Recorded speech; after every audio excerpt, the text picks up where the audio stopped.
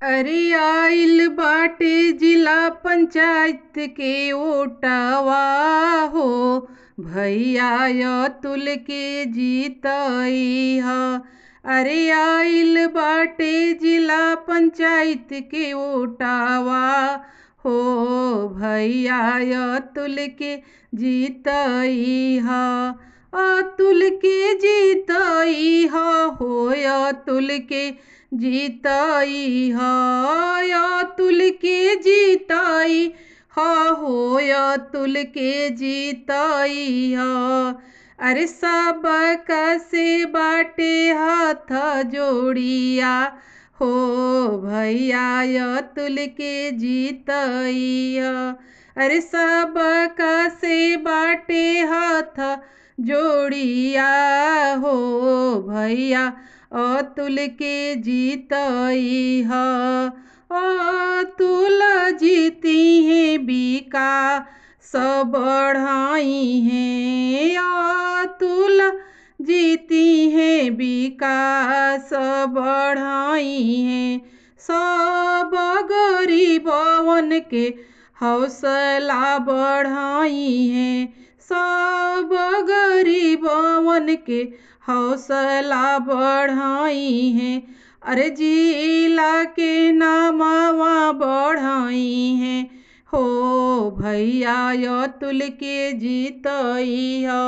अरे जिला के नामवा बढ़ाई है हो, भैया अतुल के जीतई ह। छोटे बड़े जतिया के देले इहो साथवा, सब लोग खुश रहे पाके इनकर साथवा, सब लोग खुश रहे पाके इनकर साथवा। अरे गाँव समाज में होई जय करवा हो, भैया अतुल के जीतई ह। गाँव समाज में होई जय करवा हो, भैया अतुल के जीतई ह। हमारो अतुल राय करिहे सब कामवा, हमारो अतुल राय करिहे सब कामवा। जवन जवन लोग कही के कैले नाही कामवा, जवन जवन लोग कही के कैले नाही कामवा। अरे इहो करिहे सब कर विकासवा हो, भैया अतुल के जीतई ह। अरे इहो करिहे सब कर विकासवा हो, भैया अतुल के जीतई ह।